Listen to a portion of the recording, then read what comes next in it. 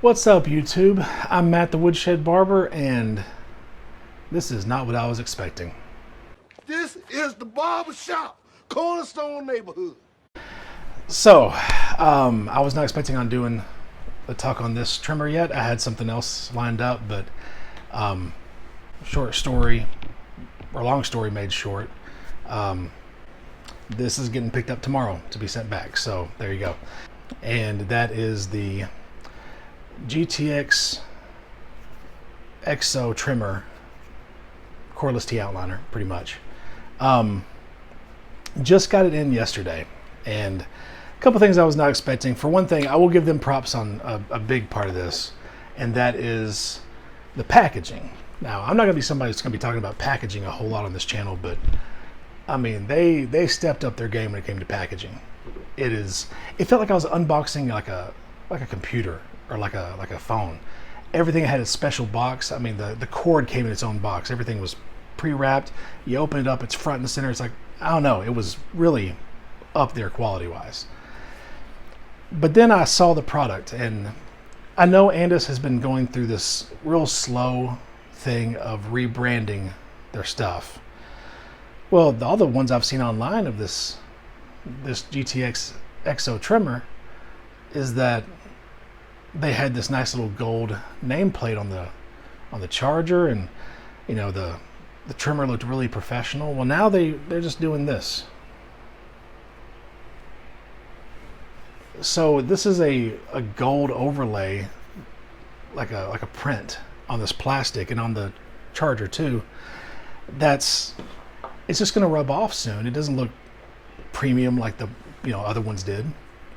Now, don't be wrong. Once again, Andis, at least you included a charging base. That's one thing you got on these other trimmer companies, but don't worry, Babyless is about to feel a lot of love from me on this. I got it out, charged it, excited to use it. It's very familiar in my hands. I used the T outliner for years, so it feels familiar. But here's one thing I don't get. So whenever Wahl went from the Wahl 5-star senior corded clipper to the first cordless senior, they analyzed their clipper. They said, hey, how can we pay homage to this thing and still keep the same shape, but improve it? You know, the old clippers didn't have those finger grooves on the seniors.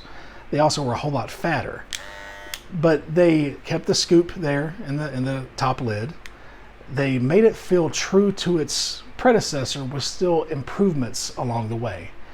Nobody can deny the cordless senior is a much better handling clipper than the original senior. It's not as fat, it's not as bulky. They improved on it. I have zero problem with the traditional shape of things. But let's not have it fooled, guys. Probably one of the most powerful trimmers right now is, both of them come from Babyless, and that's the Low Pro FX and the FX3. Look how slim those are. Look at next to that big fat boy. They could have kept the same look, the same feel, but flattened it down a little bit. This thing is, I mean, it's what we were used to, but it doesn't mean just because you're used to it, it can't be improved upon. They could have made that smaller, made it more modern, and also give you more space. If they thin this down, you get more space around the clipper blade right there, to where they could have came out with a better way to adjust the blade too, which is what, of course, Babyless does. Babyless is the best when it comes to adjusting the blade. And so I was disappointed, but it's like, you know what, let me give it a fair shot. So I charged it up, and then this happened.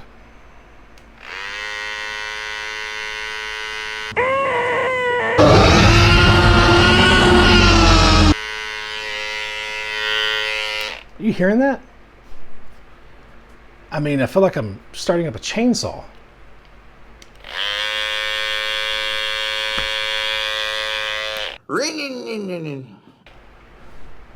Here's compared to the FX3, which that's going to be my next review. These things are the best. Oh my God, love them. Anyway, but let's get back to this.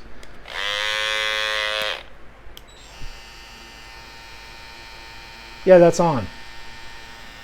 It probably picks up more on the audio of this, but it's whisper quiet. I mean, if it's behind my back, I can't even tell that it's on. And here's next to the Low Pro.